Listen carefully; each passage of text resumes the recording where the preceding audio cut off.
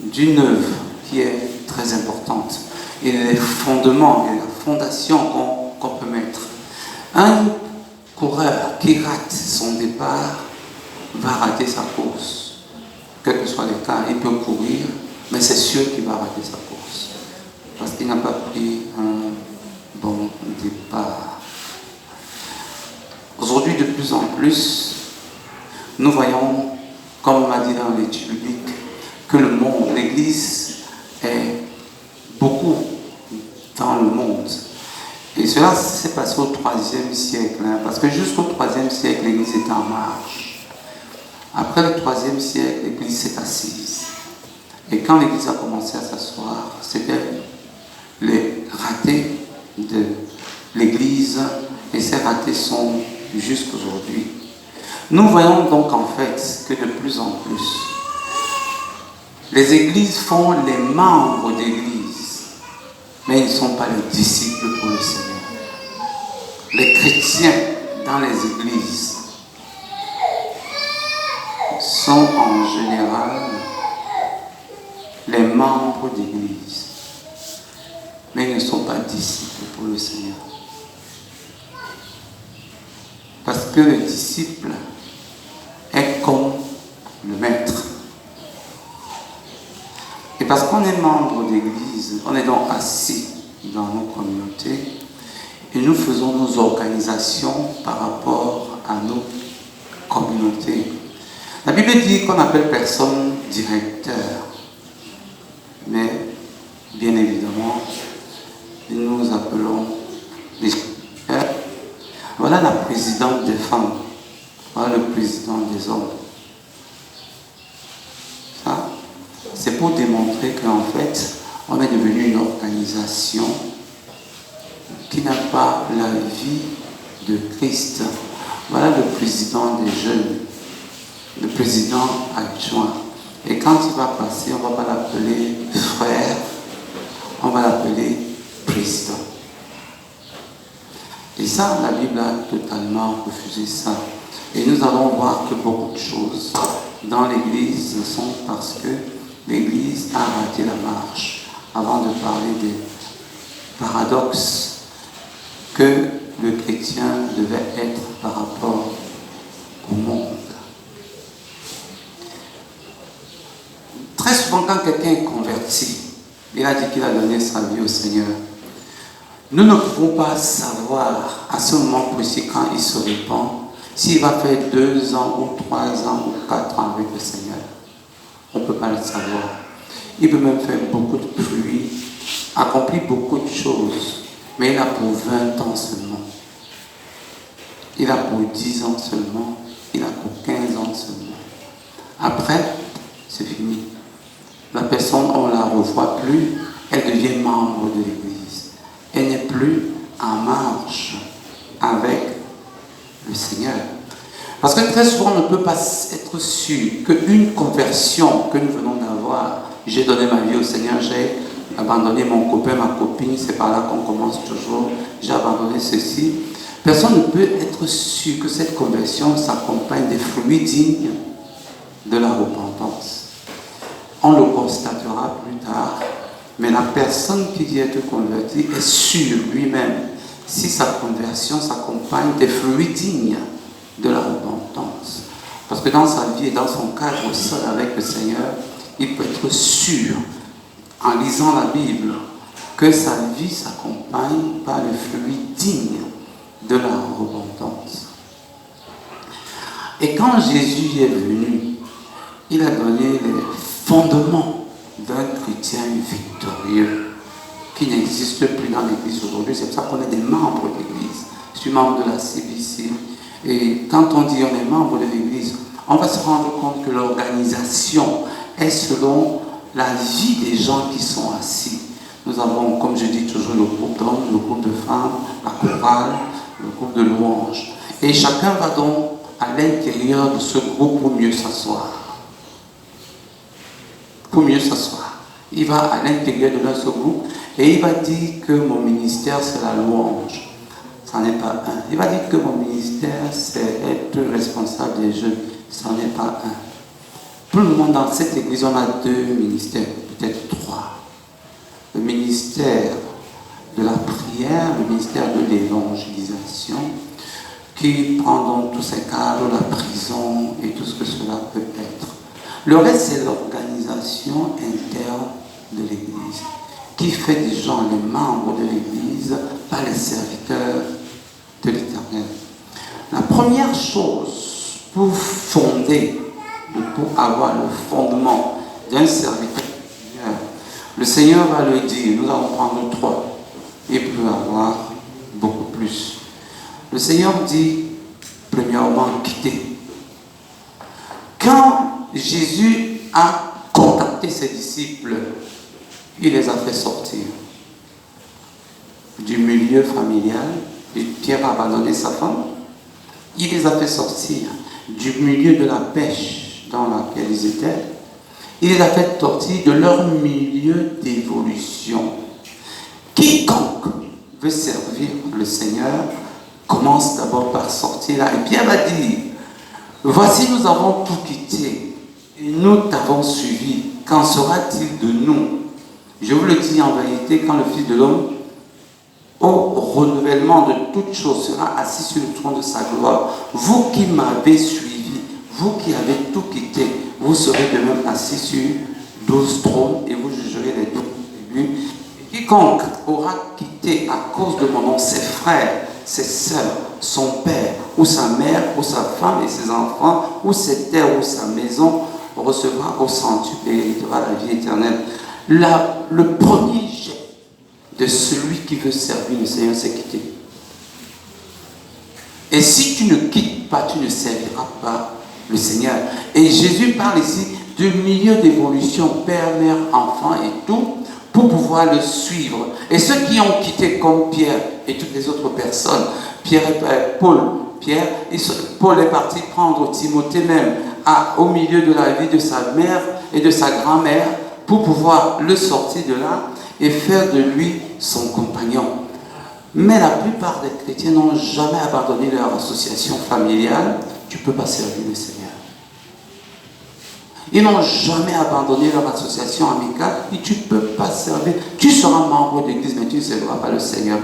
Parce que la fonction première de servir le Seigneur et d'être disciple de Jésus, capable de marcher, c'est de quitter. Tu n'as pas ce verbe dans ta vie, tu ne serviras pas le Seigneur. Tu seras membre d'église, peut-être né de nouveau, peut-être, mais tu ne peux pas évoluer loin des quatre murs. Tu ne pourras jamais évoluer loin des quatre murs. Je vois des chrétiens dépenser tellement d'argent pour dire l'association des anciens camarades du lycée, l'association des anciens camarades de l'université. Et ils ont à l'intérieur de des cotisations, des trucs, des trucs. Tu ne pourras jamais servir le Seigneur. Tu peux être membre de l'église en plein temps, mais pas serviteur de l'Éternel. Tu ne pourras pas. Le premier verbe, c'est quitter. Tu n'as pas ce verbe dans ta vie, tu ne serviras jamais le Seigneur. Tu peux être dans l'organisation interne de l'église, chanter, enseigner les enfants, faire tout ce qu'on peut faire, que l'église a fait. On t'appellera président, ce qui est un péché devant le Seigneur. On t'appellera enseignant, ce qui n'est pas bien. Maître, tout ce que tu veux, le maître de la chorale. Tout ça là, ce sont des organisations intérieures qui ne touchent pas le cœur du Seigneur. Parce que le Seigneur a une chose, tu quittes. Et plein de personnes aujourd'hui sont encore, comme je dis, dans l'association du village. Et pire encore, ils sont venus dans l'église avec cette attitude du monde. Association des anciens d'église. Cotisation entre eux. Association de quelques cousins de la communauté. Font une cotisation interne entre eux. Tout simplement parce que l'Église a fabriqué les membres de l'Église. L'Église n'a pas fabriqué les serviteurs de l'Éternel. Et non seulement on n'a donc pas quitté, on est venu à l'intérieur avec ces choses. Une rencontre familiale n'est pas une association familiale. Non, ce n'est pas la même chose. Mais quand les gens sont là pour manger, pour boire, pour faire des projets mondains selon le village. Avec Jésus, il n'y a plus de projets mondains avec le village. Avec Jésus, il n'y a que des projets qui sont pour la vie éternelle et pour la vie éternelle. L'Église aujourd'hui fabrique les membres de l'Église. L'Église ne fabrique pas les serviteurs de l'Éternel. Et c'est pour ça qu'on a plein de problèmes à l'intérieur de l'Église. Écoutez bien et regardez bien. Le langage du monde, c'est devenu le langage de l'Église. Comme je dis cotisation, comme je dis habillement, comme je dis... Pendant qu'on était à l'étude publique, Éric Daco nous a donné le dress code, comme j'ai entendu. C'était même la première fois que j'entends ça. Et je lui ai proposé de le proposer aux femmes dans l'Église. S'il y a une seule femme qui va accepter dress code que l'Église et la Bible a proposé. Ne pas être paré des habits somptueux, des tresses, ne pas être... Il faut être sûr qu'on peut. Mais avoir la parure intérieure. Voilà la vie de l'Église. Mais tant qu'on n'a pas quitté, on ne peut pas vivre cette vie. Je rappelle, Jésus fait quitter ses apôtres. Jésus quitte le royaume de Dieu. Jésus enlève Paul du milieu, et on va voir ce que Paul va dire, du milieu de sa vie, pour pouvoir faire... Et tous ceux qui sont quittés ont servi Dieu jusqu'au bout. Tous ceux qui ont amené l'évangile en Afrique ont quitté. Et je rappelle toujours que c'était les enfants des gens très riches en Europe en ce moment-là, qui sont partis de chez eux pour venir mourir en Afrique. Tu ne quittes pas, tu ne peux rien faire pour le Seigneur, tu seras membre de l'Église et ta vie sera tout simplement dans cet environnement. Tu pourras faire des actes, poser des actes, mais tu ne pourras pas le servir. Et le temps va le prouver. Le deuxième verbe qui est très important dans la Bible, et si tu ne vis pas ce verbe, tu ne pourras pas non plus servir le Seigneur. Dans le livre de Luc au chapitre 2, tu seras membre de l'Église, peut-être né de nouveau, mais né de nouveau avec tous les problèmes possibles. C'est les serviteurs de l'Éternel qui sont bien, on va le lire. C'est pour ça qu'il n'y a rien de plus beau que d'être dans la volonté de Dieu. Il n'y a rien de plus beau. Le deuxième verbe, si tu ne l'as pas expérimenté dans ta vie, tu ne pourras jamais servir le Seigneur. Tu peux poser des actes pour Dieu, mais être serviteur. La Bible dit dans le livre de Luc au chapitre 18, verset 22. Jésus, ayant entendu cela, lui dit, il te manque encore une chose, vends tout ce que tu as, distribue-le aux pauvres et tu auras un trésor dans les cieux, puis viens et suis-moi. Si tu ne vends pas tout ce que tu as, tu ne peux pas servir le Seigneur. Tu ne peux pas servir le Seigneur. Tu peux être membre d'église. Et quand les églises n'ont pas vendu, ils ont plutôt acheté.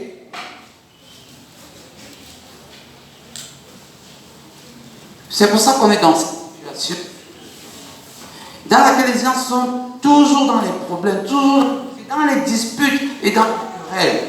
Tout simplement, en fait, ils n'ont pas vendu. Et on va aller dans le livre de Philippiens, au chapitre 3. Philippiens au chapitre 3. Versets 9 à 10. Philippiens chapitre 3, versets 9 à 10.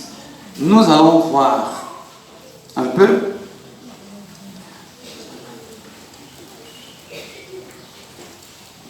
ce que l'apôtre va dire par rapport à ce que l'apôtre va dire par rapport à vendre.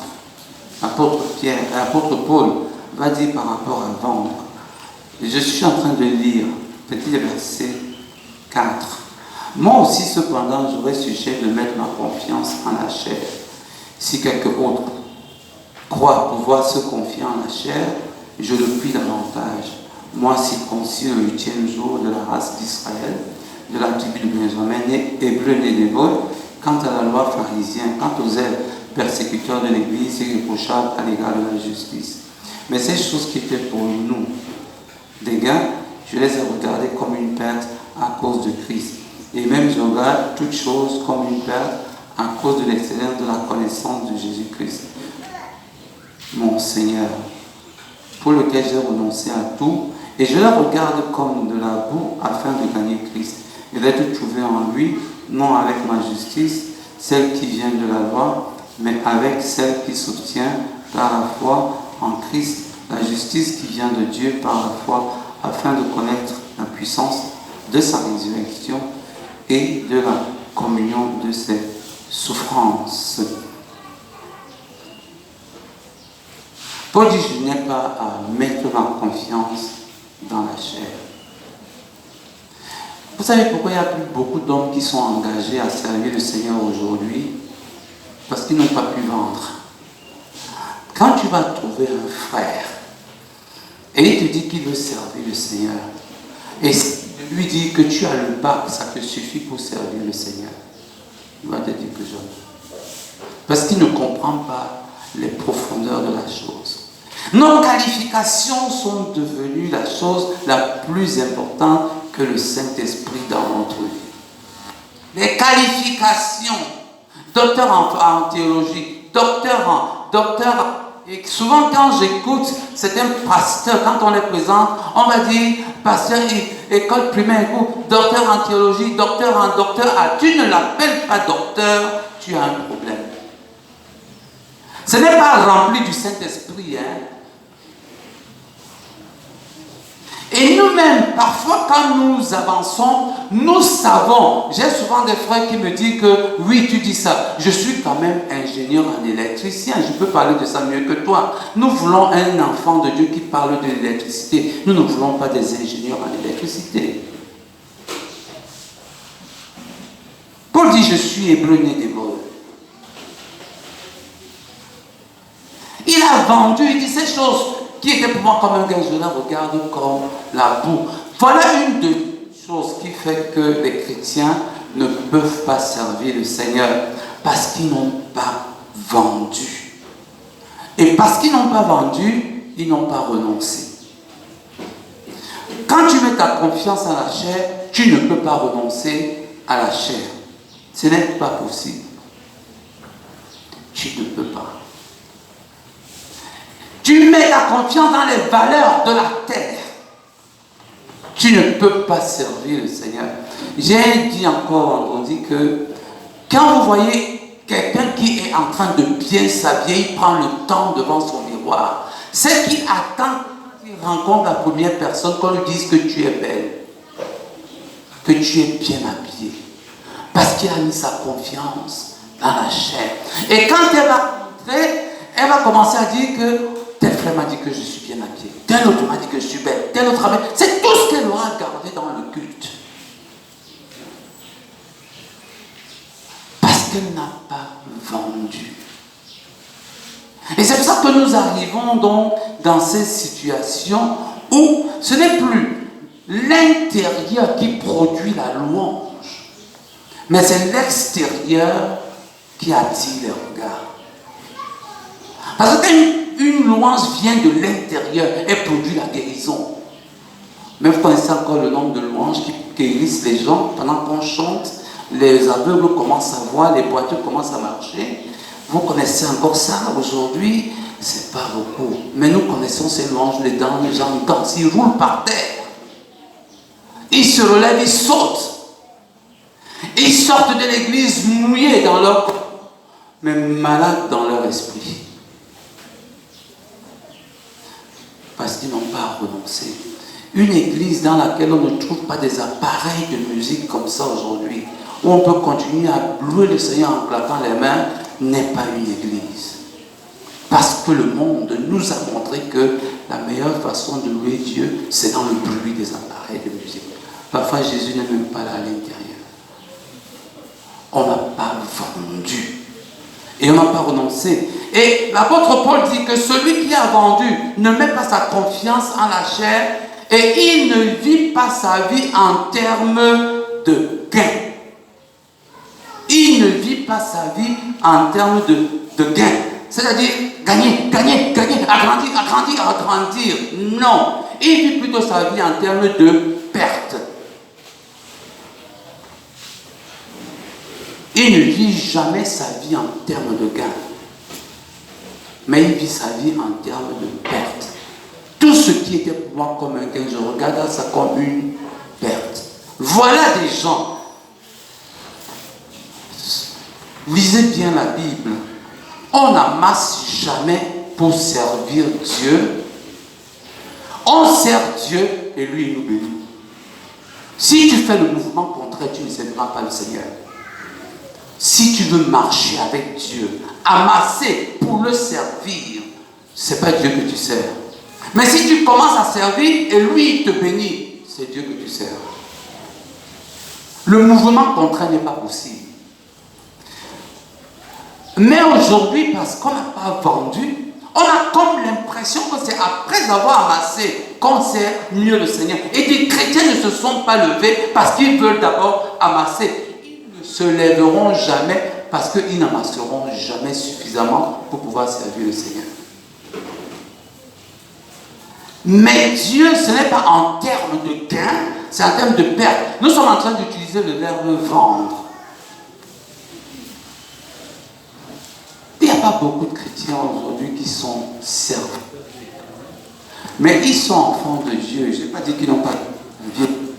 Mais le temps va prouver s'ils vont demeurer enfants de Dieu.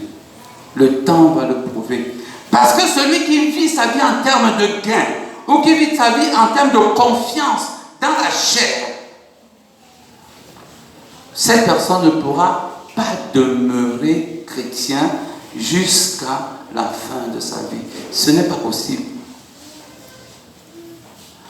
Ce n'est pas possible.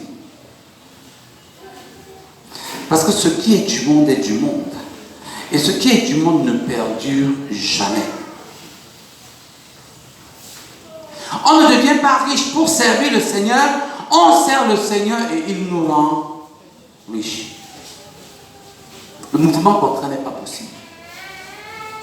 Tu sers, il te rend riche. Il n'a pas besoin de ta richesse pour le servir. Je suis en train de parler des serviteurs. Je n'ai pas dit que Dieu n'a pas besoin de tes offrandes. Je n'ai pas dit que Dieu n'a pas besoin de ta dîme. Mais Dieu n'a pas besoin de tes richesses pour le servir. Il a besoin de toi dans son service pour qu'il te rende riche et capable d'agir. Suivez tous ceux qui ont été Abraham, Isaac, Moïse, tout le monde, David, tout ce monde, Jésus lui-même, les apôtres. C'est pour ça que quand tu es dans le service véritable de l'Éternel, tu peux utiliser le langage de Paul qui va dire ceci. Je sais vivre dans l'humiliation, je sais vivre dans l'abondance. En tout et partout, j'ai appris à être rassasié et à avoir faim. À être dans l'abondance et dans la disette. Je puis tout par celui qui me fortifie. Lançons des sujets de prière par rapport à ce que l'apôtre Paul vient de dire. Seigneur, donne-moi à manger. Seigneur te répond, tu dois plutôt avoir faim. Pour Paul, c'était l'exaucement de prière, mais pour beaucoup de chrétiens, ce n'est pas l'exaucement de prière. Puisque quand le Seigneur lui donne, il a exaucé sa prière, et quand il est dans la faim, il a exaucé sa prière. Celui qui n'a pas vendu ne peut jamais comprendre qu'il soit dans la faim, parce qu'il n'est pas au service de l'Éternel. L'apôtre Paul va dire, je suis vivre dans l'abondance et dans la disette. Faites seulement descendre un chrétien de 2 mètres par rapport au niveau de richesse dans lequel il est, il va abandonner la foi. C'est-à-dire que dans sa croissance personnelle, il a atteint un certain niveau. Dans ce niveau-là, il est peut-être comme moi, il a une bonne voiture, il a une bonne maison, et que la maison brûle. Il ne va pas dire comme Paul, je sais vivre dans l'abondance, dans la disette, parce qu'on n'a pas vendu. Paul, lui, il a tout vendu. C'est pour ça que ces oscillations, comme on peut dire, ne lui disaient rien, mais pour Paul, ce n'était pas des oscillations. Abondance, pauvreté, c'était plutôt des éléments de croissance, de progrès en progrès. La bonne moitié des chrétiens ne peuvent pas servir Dieu tout simplement parce qu'ils n'ont rien. Tu ne peux pas les voir marcher. Il faut se battre pour avoir. L'autre moitié de chrétiens ne peut pas servir Dieu, c'est parce qu'ils ont tout. Parce qu'ils ont tout. Mais ceux qui servent le Seigneur savent que je puis tout par celui qui me fortifie dans toutes les situations de mon existence. Alors, on n'a pas besoin de courir avec Jésus. On n'a pas besoin de courir. On n'a pas besoin de se casser la tête avec Jésus. Et il va ajouter encore, pour ceux qui sont servis du Seigneur, c'est que, et mon Dieu pourvoira à tous vos besoins. Tu es clair que c'est possible. Tu es clair clair que c'est vrai. Je me rappelle une fois, j'étais en train de discuter avec un frère et il me dit, il veut prêcher l'évangile, mais il aimerait acheter une voiture. Il veut travailler fort pour acheter une voiture et commencer à prêcher. Je lui ai dit que tu t'es trompé. Il faut prêcher l'évangile pour avoir la voiture. Il ne faut pas avoir la voiture pour prêcher l'évangile. Tu prêches l'évangile et ton Dieu pourvoira à tous tes besoins. Tu cherches tes besoins et tu ne sais pas Dieu.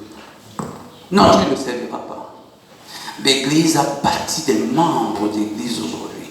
C'est pour cela que on n'est pas étonné que dans une église de 200 personnes ou 300 personnes, la nôtre, tu ne peux pas trouver 10 personnes qui sont dans la rue. 10 personnes prêtes à vendre leur travail pour servir le Seigneur. Tu ne peux pas trouver 10 personnes. Mais quand on fait l'organisation intérieure, je vais être à l'équipe de louange. Je vais être moniteur. Ça c'est bon, c'est l'organisation intérieure. Je veux être là. Ça c'est bon, c'est l'organisation intérieure. Je veux être dans le groupe de femmes. Ça c'est bon. C'est très facile. Et appelle ça, on dit, le président de femmes, tu lui demandes, tu sais le Seigneur dans ton église, oui. Qu'est-ce que tu fais? Je suis la présidente des femmes. On avait, ça c'était une blague, interrogé un ancien ministre de notre ancien président et on lui demandait, qu'est-ce que tu connais faire? Qu'est-ce que tu fais de mieux comme ministre? Il dit, ce que je sais faire de mieux, c'est de poser les premières pierres. C'est ce qu'il sait faire dans sa vie, poser les premières pierres pour les constructions. L'Église aujourd'hui se retrouve dans une situation très difficile. Le troisième verbe, quitter, vendre. Le troisième verbe, c'est renoncer.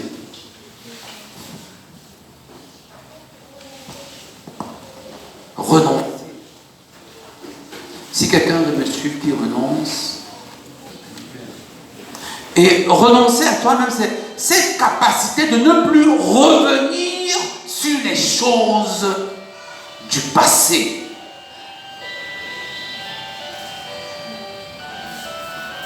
Cette capacité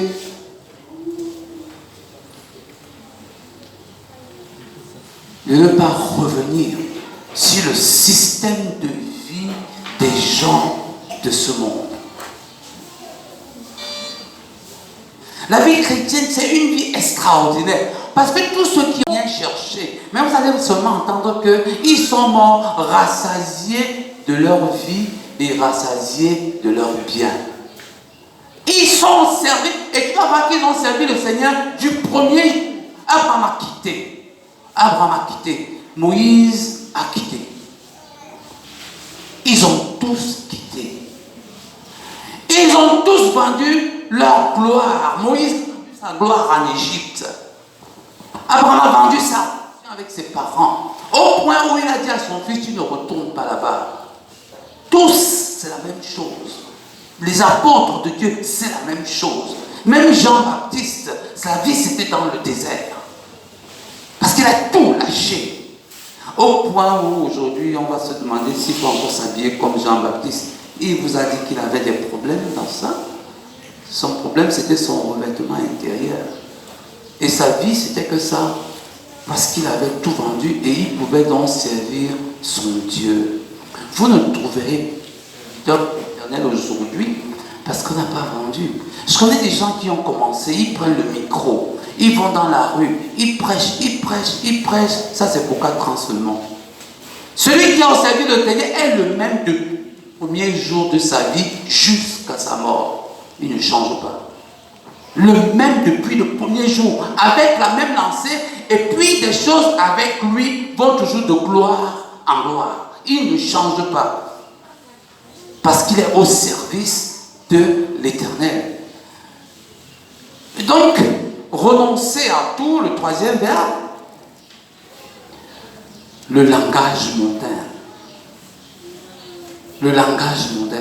Vous savez, ce qui est très difficile aujourd'hui, c'est que si aujourd'hui les gens de notre génération ne sont pas nombreux à servir le Seigneur, les enfants ou leurs petits-enfants ne serviront jamais le Seigneur.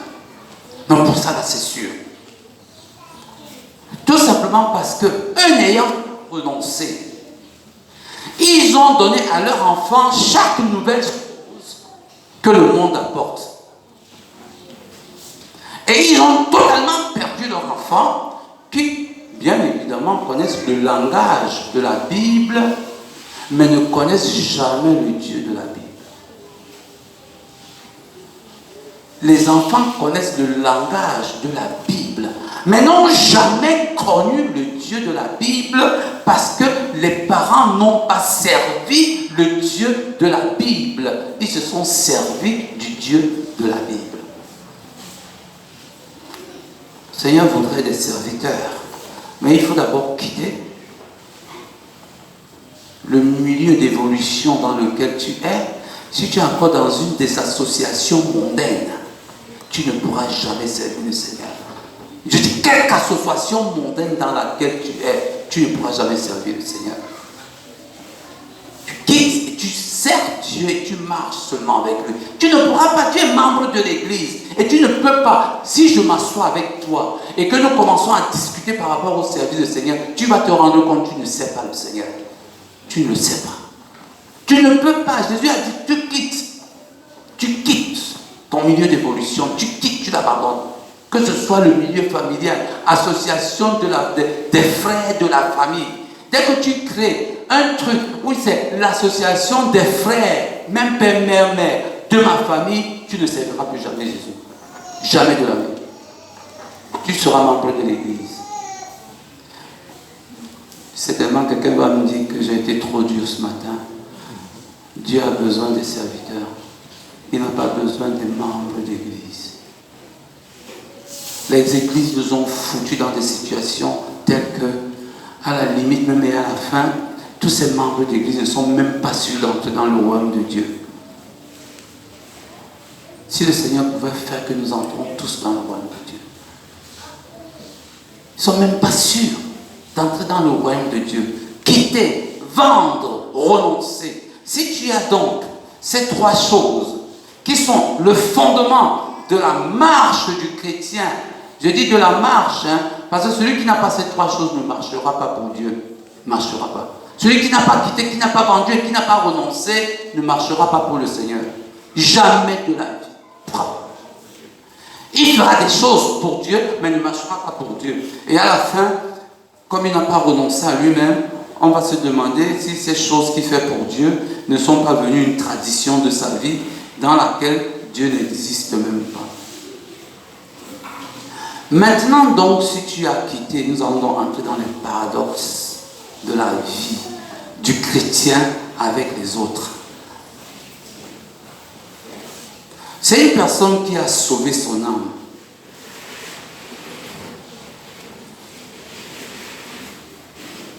Parce qu'il a perdu sa vie.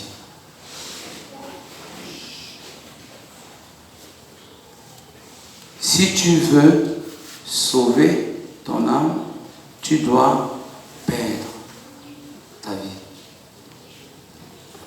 Et il a perdu dans le sens vrai du terme. C'est une personne qui ne s'embarrasse pas des vernis à mettre sur le pied, des nouveaux chapeaux à regarder. Il a perdu son style de vie dans le monde. Totalement perdu. Et il est en paradoxe total avec les gens de ce monde. Luc 9, 24 à 26. Luc 9, 4 à 26 nous dit ceci.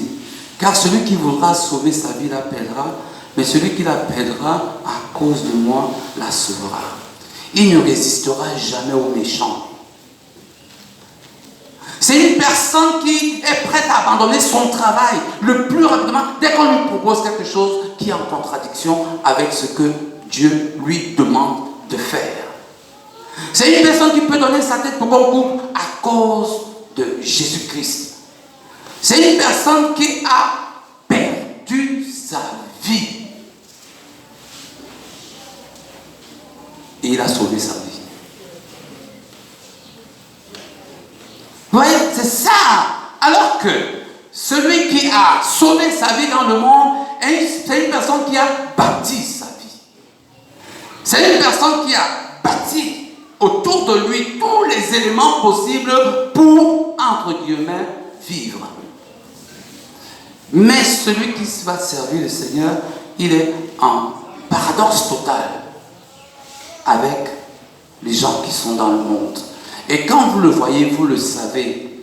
Et comme nous le disions la dernière fois à l'étude biblique, le jour où Jésus a signé son arrêt de mort,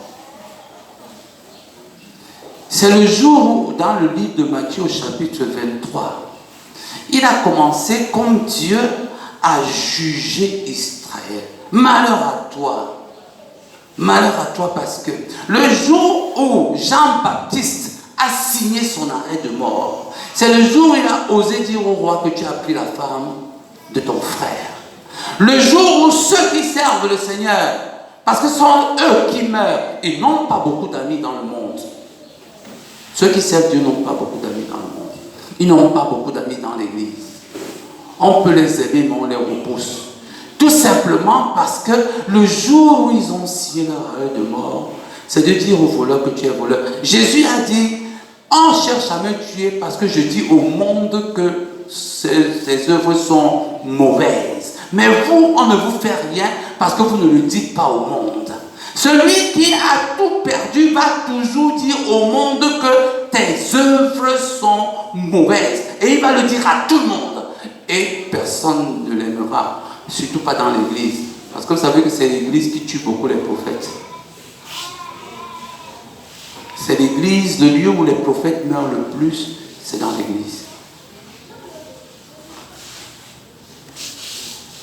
C'est quelqu'un qui, toujours dans la vie de paradoxe, est grand parce qu'il sert.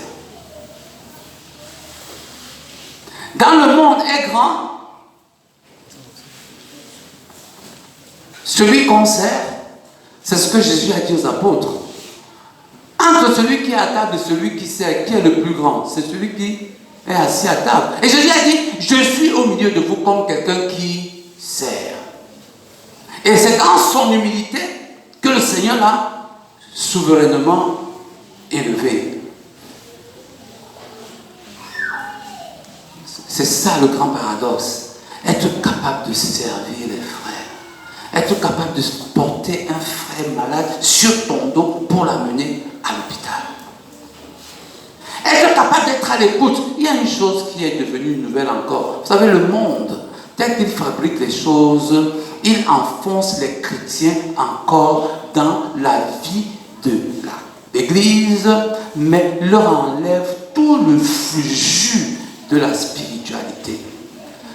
De plus en plus, quand un frère est malade, je téléphone. Ou bien j'envoie un texto. On a assez de crédit pour pouvoir le faire. Mais ceux qui servent le Seigneur se déplacent pour aller partager la douleur du frère. Ils ne se débarrassent pas du frère au téléphone. C'est beau, tu as prié. Je n'ai pas dit que je ne prie pas avec des personnes au téléphone si je n'ai pas le temps d'aller là-bas. Mais quand ça devient pour toi une habitude, ça veut dire que tu ne sers pas le Seigneur. Le monde t'a encore donné un autre élément pour te débarrasser des frères. La prochaine fois, tu vas téléphoner Jésus. C'est ça qui va nous rester bientôt. Un frère vient te demander 2000. Tu lui dis, attends, je vais appeler le Seigneur Jésus pour qu'il vienne te donner les 2000. Alors qu'il te reste 2000 francs dans la poche. Et c'est les seuls 2000 que tu as pour te débarrasser de lui. Parce que tu n'es pas au service. Celui qui sert le Seigneur, qui a tout vendu, qui a renoncé à tout, dès que tu dis, j'ai besoin de 2000, il sort et il te donne. Parce qu'il sait qu'il ne va pas arriver là devant, le Seigneur va lui donner autre chose. Il le sait, puisqu'il est au service de son Dieu. Et il a une relation bonne avec son Dieu. Donc en fait, il est le plus grand parce qu'il sert. Il sert les frères. Je dis encore que la manière dont nous servons le monde, dans nos associations des anciens frères d'église, dans nos associations des anciens camarades, collège du lycée, collège de l'université, enfants, machin, tout ça là, la manière dont on sert le monde là-dedans, si on avait pris seulement 1/10 de ça pour servir le Seigneur, on pourrait devenir serviteur de l'Éternel. Mais comme on n'a pas vendu. La Bible dit que il est élevé parce qu'il est humble. Mais même dans l'église aujourd'hui, on est élevé parce qu'on a le titre. On est élevé parce qu'on a le titre. On le sait. En général, heureusement pour nous, que dans les communautés, dès que tu entres et que tu es gouverneur, tu fais 2 jours, le 3e jour, on te met ancien d'église. Immédiatement. Parce que tu gouvernes le monde et tu viens gouverner aussi dans l'église. Or, le frère qui est toujours dans tous les deuils, qui porte les bancs, qui porte les chaises, qui essuie les bancs et qui essuie les chaises, c'est celui-là que le Seigneur appelle gouverneur. Parce que celui qui veut gouverner doit servir. C'est un paradoxe total. Et puis en plus, pour lui, ce n'est pas qu'une obligation. Il est tellement gouverneur qu'il sait déjà que quand il y a quelque chose qui va se passer, on va dire par exemple que samedi dans la communauté, nous aurons la visite d'une autre église. Le gouverneur est déjà là depuis le matin. Il a balayé l'église. Il a essuyé les chaises. C'est le gouverneur du Seigneur Jésus. Mais les membres d'église vont seulement venir voir, s'asseoir et dire au pasteur, pasteur, les bancs ne sont pas essuyés. Les membres d'église vont venir parce qu'ils ne servent pas le Seigneur.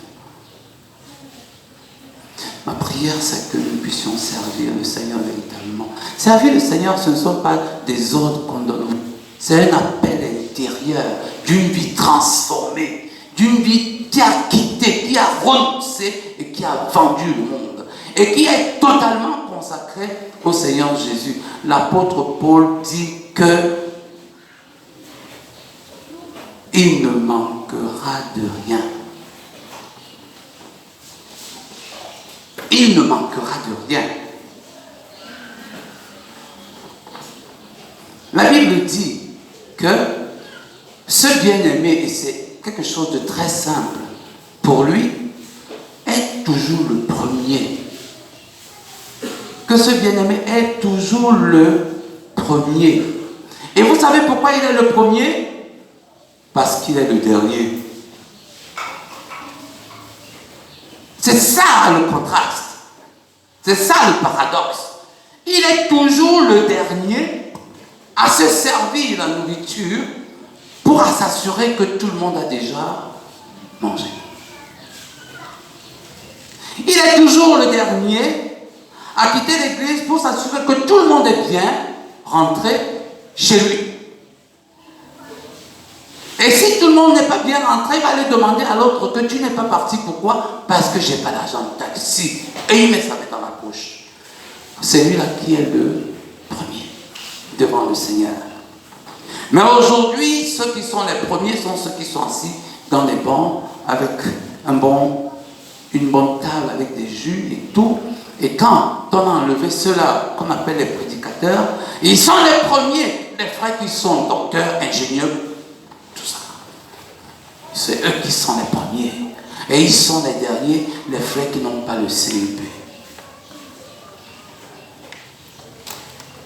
Avec Jésus, c'est pas ça. Tu peux avoir toutes ces choses et être le premier, parce qu'en réalité, tu es toujours le dernier. Voilà le paradoxe de la vie de ceux qui servent le Seigneur. Tout le monde veut vivre. Un jour, j'avais, comme pour m'amuser, demandé, il y avait un couple, moi j'ai dit, vous deux là, qui souhaiterait mourir avant l'autre? La femme dit que c'est lui qui doit mourir avant moi. Le mari dit que c'est elle qui doit mourir avant moi. Parce que chacun va donc donner ses raisons. Mais la seule raison, c'est qu'ils s'aiment eux-mêmes et ils n'aiment pas l'autre. C'est ça la seule raison. Leur chair n'est pas morte. Les chrétiens ne veulent pas mourir parce que leur chair n'est pas morte. Mais la Bible dit que celui qui veut vivre doit mourir. Et tous ceux qui sont morts vivent. Ils sont morts à eux-mêmes. Ils sont morts dans leur ambition. Ils sont morts dans leur désir. Ils sont morts dans leur plaisir. Ils sont morts dans ce que le monde peut proposer. Et Jésus dit, ils vivent. Si le grain de blé qui est tombé en terre ne meurt, il ne va pas produire du fruit. C'est pour ça qu'on n'a pas beaucoup de fruits, nous avons dit la dernière fois. Vous arrivez dans une maison, l'homme a des bosses, la femme a des bosses, et tous les jours, il passe le temps à se frotter. Parce que personne n'est mort dans son intellect. Quand la femme dit allons à gauche, l'homme dit allons à droite. Tellement je vous ai parlé de cette blague qu'un frère m'avait donnée au Nord Cameroun. La femme et l'homme sont assis ensemble, une souris passe. La femme dit qu'elle allait à droite, l'homme dit que la souris allait à gauche. Voilà le début des problèmes. Et les problèmes ont grandi, souris à droite, souris à gauche, souris à droite, jusqu'au point où la femme prend ses affaires et dit je m'en vais, comme tu ne veux pas croire que la souris allait à gauche. Alors on appelle le pasteur. Et le pasteur arrive pour réconcilier le couple. Et le pasteur a dit le problème c'est quoi? Je dis à ma femme que la souris allait à droite et elle me dit que la souris allait à gauche. Parce que c'est pas possible. Elle ne veut jamais se soumettre à moi. Ah non, il ne veut jamais m'aimer et comprendre ce que... Et puis, le pasteur dit, pour une souris, vous voulez divorcer? Oui, c'est ça. Pasteur, mais la souris est partie à gauche. Non, elle est partie à droite. Et maintenant, devant le pasteur encore, souris partie à gauche, souris partie à droite. Et à la fin, la femme prend ses affaires et s'en va. Parce que chacun veut vivre lui-même. Chacun veut vivre sa personnalité. Chacun veut vivre son moi. Et c'est ça qui doit s'exprimer. Et c'est pour ça qu'il n'y a pas la vie dans les églises, il n'y a pas la vie dans les maisons, il n'y a pas la vie là-dedans. Il y a la louange, il y a la prédication, mais il n'y a pas la vie. Une jeune fille de la communauté qui vient d'arriver, je parlais avec elle, et puis elle me dit, ce que je reproche à votre communauté, c'est que quand les gens sortent du culte, tout le monde est parti. Ce qu'elle n'a pas compris, c'est que tout le monde n'est pas parti, mais les gens parlent entre eux, selon leur connaissance et selon leur amitié. Comme elle vient de venir, personne ne s'intéresse à elle. Et c'est ça, c'est la vie de l'Église. L'Église dans laquelle les gens veulent vivre. Dans laquelle on n'est pas mort dans la chair. L'église dans laquelle on ne sert pas. Parce qu'on n'a pas quitté, renoncé et vendu. On ne vit pas la contradiction, le paradoxe que le chrétien doit avoir par rapport au monde. Jésus dit quoi? Que celui qui veut être fort soit faible. Le plus fort dans un couple est le plus faible dans le couple. Celui qui passe moins ses idées et tient sur ses idées est la personne la plus forte. Je suis en campagne d'évasion, ça c'est 1 Corinthiens 12, 10. On ne va pas lire tout ça. 1 Corinthiens 12, 10. Quand je suis faible, alors je suis fort, dit l'apôtre Paul. Faire mourir la chair, Romains 8, 6, 13. Je suis un jour en train, à Yabonandio, je suis un jour là, en ville, et puis je rencontre les gens qui sont en train de parler beaucoup de choses. Et puis j'entre dans leur discussion et je commence à leur parler de Jésus. Je commence à leur parler, c'était 4 ou 5. Je commence à leur parler de Jésus. Et un, il se retourne. Il me dit, Jésus, c'est un faiblard. On l'a pris, on l'a mis sur la croix et on l'a crucifié et tout. C'est un faiblard. Je lui dis, ok. Vous êtes vos amis, n'est-ce pas? Oui. Il vous arrive très souvent de vous disputer. Il me dit, oui, très souvent on se dispute. Et je lui demande, si un jour un de tes amis, il vient, il te gifle, il te racle, il te donne un coup de pied, et puis tu te lèves, tu lui dis, tu es fort, tu peux partir. Entre vous deux, qui est le plus fort? Il a dit, c'est moi. J'ai dit, merci, Jésus était le plus fort. Je lui ai dit que Jésus était le plus fort, c'est toi-même qui viens de le dire. Parce que le plus fort est le plus faible. Ça, c'est le paradoxe. Le plus fort de votre maison est le plus faible. Mais celui qui est fort dans le sens vrai du terme, laisse pas passer l'idée de l'autre, veut toujours prendre ses positions, est en contradiction avec les autres, veut démontrer que je suis, c'est celui-là qui est le plus fort. Mais celui qui s'efface, c'est lui qui est le plus faible, selon le monde. Mais devant Jésus, il est le plus fort. Toi donc qui es fort, cherche à être faible et le Seigneur va t'élever. Et tu auras la paix dans ton cœur. Ça, ce sont les paradoxes. Le chrétien, le monde. Si tu veux hériter le royaume de Dieu, tu dois être pauvre en esprit.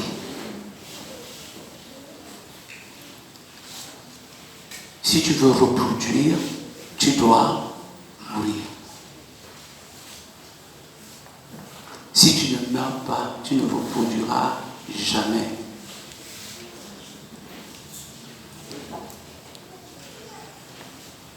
Une fois, j'étais en train de parler de quelqu'un, avec quelqu'un dans la communauté, et il me dit que quelqu'un est venu lui demander quelque chose. Et il n'a pas eu le courage de lui donner cette chose. Parce que la personne ne l'a jamais salué après le culte.